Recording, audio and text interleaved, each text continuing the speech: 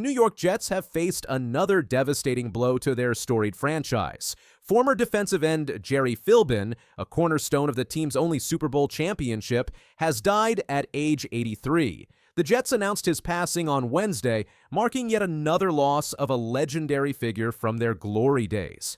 This isn't just another obituary for Jets fans. Philbin's death represents the continued erosion of the team's connection to their greatest achievement, Super Bowl III in 1969. The cause of death was dementia. His family confirmed to ESPN. Gerry Philbin was born in Pawtucket, Rhode Island, before making his mark at the University at Buffalo. Standing at 6 feet 2 inches and weighing 245 pounds, he was considered undersized for his position. The Buffalo Bulls saw something special in him, making him a 4-year starter who earned second-team All-American, Little All-American, and All-American Academic Team honors. UB football coach Pete Lembo expressed his disappointment upon hearing the news. Very sad news. Definitely one of the greatest players to ever represent at UB football on the gridiron. We are proud to represent Gerry and all the men who helped to build the program. The 1964 draft presented Philbin with an interesting choice. Both the New York Jets and Detroit Lions selected him in the 3rd round, the Jets with the 19th overall pick in the AFL draft, the Lions with the 33rd overall pick in the NFL draft. The decision wasn't difficult for Philbin. "There was never any doubt in my mind that I was going to sign with the Jets," Philbin said. "The Jets showed me a lot more respect and told him he wasn't too small to play for them. That respect would prove prophetic." Philbin wore number 81 and played left defensive end for the Jets from 1964 to 1972. He started 109 games and appeared in 112 total games over 9 seasons. His rookie year marked the beginning of a defensive era that would culminate in the franchise's greatest moment. The numbers tell an impressive story. Sacks didn't become an official statistic until 1982, but Philbin unofficially recorded 64.5 regular season sacks according to team records. This ranks 4th most in franchise history. More remarkably, he registered double-digit sacks in 4 consecutive seasons from 1966 to 1969. The breakdown shows his consistency: 10.5 sacks in 1966, 12 sacks in 1967, 19 sacks in the Super Bowl season of 1968, and 12 sacks in 1969. Philbin and Verlon Biggs remain the only players in franchise history to achieve 10-plus sacks in 4 consecutive seasons.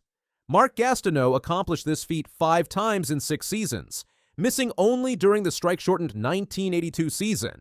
That 19-sack total in 1968 stood as the franchise record until Joe Klecko notched 20.5 in 1981. Philbin developed a distinctive approach to rushing the passer. "I had a special style to rush the passer," he remembered before his Ring of Honor induction. "I like to do the spin move on the inside a lot. I think the quickness helped me, not being as big as some of the linemen." Pro Football Hall of Fame coach Weeb Ewbank understood what made Philbin special. "Gerry's got the knack of penetration, getting to the ball." Ewbank said in the book, The Other League, The Fabulous Story of the American Football League. "He never quits. He always rushes. He's got heart and pride, a will to win. He's always chasing the ball." Frank Ramos, the Jets' longtime public relations director, witnessed Philbin's work ethic firsthand. "Nobody at the time on our team weightlifted. He was up at Buffalo, and I think he only weighed at 215. But he built himself up and became a great player for us. He just never stopped. His motor never stopped." The 1968 season represented the pinnacle of Philbin's career and Jets history. The team defeated the Baltimore Colts 16-7 in Super Bowl III, with Joe Namath's guarantee capturing headlines. Philbin's pass rush helped make that guarantee reality. The championship wasn't just about individual performance. Philbin became part of a defensive front 7 that Jets fans could recite from memory. His presence anchored a unit that carried the team from his rookie season through their Super Bowl victory and beyond. Larry Grantham, a first-team All-AFL linebacker who died in 2017, recalled Philbin's versatility. "I always remember Gerry down on the goal line," Grantham said in 2011. "He'd always get penetration, and that would really help stop any kind of running play to his side. He rushed the passer great, he played the run great, and he gave you 120% every play. One story captures Philbin's character better than any statistic. During the playoff game against the Kansas City Chiefs after the 1969 season, he suffered a separated shoulder. The medical solution was as barbaric as it was effective. John Schmidt, the Jets center from 1964 to 1974, witnessed the scene. They made up a leather harness that was a half-inch thick that was wrapped around his chest, and they had chain link fence holding the leather arm piece to the chest piece. You never saw such a barbaric thing. And he played the whole game against Kansas City. He was a damn tough player, and I love the man. Schmidt's admiration for Philbin extended beyond that single moment. Gerry was a born leader. He was one of 4 or 5 true leaders on our Super Bowl team. He was damn tough, and he was an all-world player. Ralph Baker, the Jets' left side linebacker at the time, played right beside Philbin. He was one of the best teammates I ever had with the Jets, and I played right beside him. I really believe he should have been a Hall of Famer. He was just a good guy, a regular guy who worked hard and shared his feelings.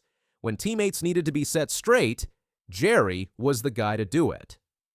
Philbin's excellence earned widespread recognition during and after his playing career. He was selected to play in the AFL All-Star Games after the 1968 and 1969 seasons. He earned first-team All-Pro honors in both years and was named to the Pro Bowl twice. The all-time All-AFL squad recognized Philbin as first-team defensive end. His selection to the AFL's All-Decade team for the 1960s cemented his place among the league's elite players.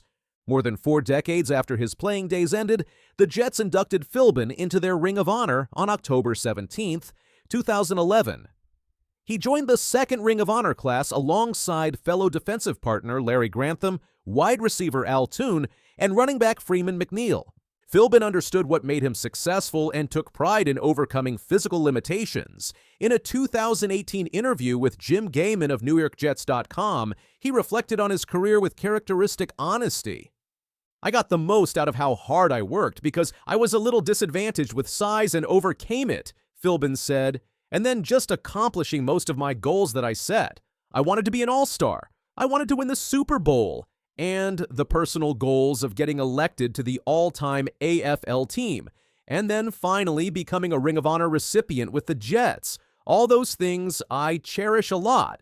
His systematic approach to goal setting and achievement reflected the methodical nature that made him successful on the field. Each milestone represented years of dedication and preparation. At 83, Gerry Philbin lived longer than many of his contemporaries who absorbed similar physical punishment during their careers.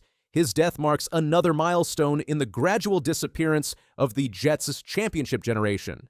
The team that upset the Baltimore Colts in Super Bowl III continues to lose its human connections to that achievement. Philbin's passing represents terrible news for Jets fans who cherish their franchise's greatest moment. His legacy lives on in franchise records, Ring of Honor recognition, and the memories of teammates who respected his leadership and toughness. The man who overcame physical limitations through determination and work ethic left an indelible mark on Jets history. The motor that never stopped running has finally gone quiet. For Jets fans, that represents another painful reminder of how far their franchise has drifted from its championship foundation. I think it'll work because of Mike Tomlin, without a doubt, because, it's a different day and age now, but there is nobody, in my opinion, at just what I was talking about, of understanding what everybody needs to be at their best. It is never about his ego. It's about, what I have to do to get this job done. And I think that's been shown through the years. Now, I know there hadn't been a playoff win in a Super Bowl, but you're playing without a quarterback for the most part. They're doing the best they can. Aaron Rodgers hasn't played a single snap for the Pittsburgh Steelers yet, but the front office is already planning for life after him, and head coach Mike Tomlin is leading that charge. This offseason, the Pittsburgh Steelers signed veteran quarterback Aaron Rodgers to a 1-year, $13.6 million deal. At 41 years old, Rodgers is entering his 20th NFL season. Though he's healthy following last season's Achilles recovery, signs indicate this will be his final campaign. According to multiple reports, Rodgers is expected to retire after the 2025 season, regardless of outcome. The Steelers have made no official statement about Rodgers' future. However, their offseason moves and statements from within the organization tell a clear story. They're preparing for a post-Rodgers era. Unlike his time in Green Bay or even his brief stint with the Jets, Rodgers will not have total autonomy over the Steelers' offense. Mike Tomlin has reportedly taken a more hands-on approach this season, ensuring offensive structure is consistent and sustainable beyond Rodgers' tenure. According to insider reports, Rodgers has had input, but Tomlin and OC Arthur Smith are building the system to outlast the quarterback. This is a major shift. Rodgers is known for his freelance style and audible-heavy game management, but in Pittsburgh, the emphasis is on rhythm, protection, and controllable play calling. The goal? A smooth transition to the next quarterback in 2026. Tomlin's long-term planning is evident. While Rodgers will be QB1 in 2025, the Steelers are reportedly targeting quarterbacks in the upcoming 2026 NFL Draft. NFL insider Chris Carter noted on the Locked On Steelers podcast that the front office intends to preserve draft capital to potentially trade up for a top prospect. Texas Longhorns quarterback Arch Manning is widely expected to be the number one, first overall pick next year. Indiana's Fernando Mendoza is also drawing attention as a mid-round option. The Steelers' strategy appears clear. Use Rodgers as a bridge and build for a future franchise quarterback. Currently on the Steelers roster are Mason Rudolph and Will Howard. Rudolph has started games in the past, but has not shown consistent starter-level performance. Howard, a recent acquisition, has promise, but lacks experience at the pro level. Neither is considered the franchise's long-term answer at the position. Tomlin has praised both players' work ethic, but stopped short of declaring either as Rodgers' successor. The organization's lack of movement toward extending either quarterback further confirms the team's likely draft plans. Tomlin is under mounting pressure. The Steelers have not won a playoff game since 2016, tying them with the Miami Dolphins for the longest active postseason drought in the league.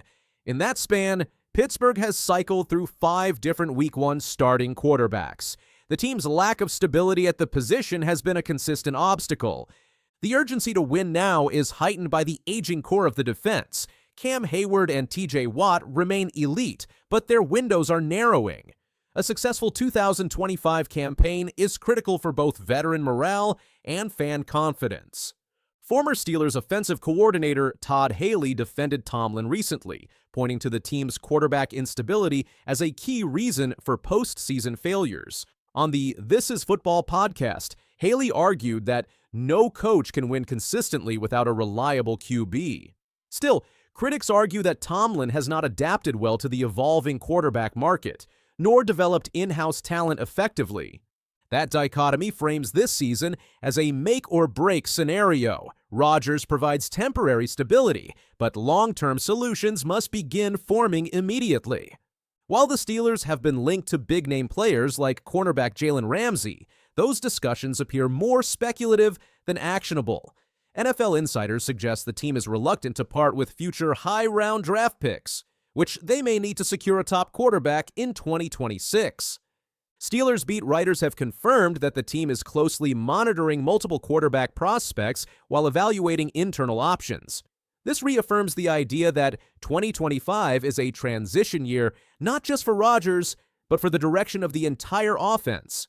Rodgers will start the season with DK Metcalf as WR1, but beyond him, the depth chart raises questions. George Pickens was traded to Dallas, leaving Calvin Austin III, Robert Woods, and rookie Roman Wilson to fight for the wide receiver 2 role. Analysts like Mike Florio have suggested the Steelers pursue another veteran, such as Keenan Allen, to stabilize the receiving core. A lack of consistent receiving threats would not only impact Rodgers this season, but hinder the development of any young quarterback the Steelers bring in next year. Tomlin and GM Omar Khan face pressure to balance current competitiveness with future readiness. The Steelers' 2025 approach underscores a critical balance, maximizing Rodgers' final year while laying groundwork for the next decade. That's why Tomlin's recent actions, tightening control over the offense, preserving draft picks, and evaluating the QB landscape matter so much. This isn't just about one season. It's about the identity and future of one of the NFL's most storied franchises. And Mike Tomlin, entering his 19th season as head coach, is at the center of that transformation. Rodgers' signing gave the Steelers a shot of immediate credibility, but his stay will be short. What happens next, especially at quarterback, will define Mike Tomlin's legacy. Tomlin is taking calculated steps to ensure the team doesn't just fade into another rebuild. He's preparing his staff, refining the offense, and evaluating not just his starters, but future stars. With a deep 2026 quarterback class looming, every decision this season is aimed at setting up Pittsburgh for long-term success. The Steelers know the clock is ticking, not just on Rodgers' career, but on the franchise's relevance in a hyper-competitive AFC. Their every move, from draft picks to mid-season trades, will be scrutinized. The 2025 season isn't just about surviving, it's about launching into the next era. If the plan fails, it could mark the end of Tomlin's tenure. But if it works, it might just revive a dynasty. Don't miss what happens next. Hit that like button, subscribe for all the latest NFL drama, and turn on notifications so you never miss an update on the Steelers, Aaron Rodgers, and what could be the most pivotal season in Pittsburgh's recent history.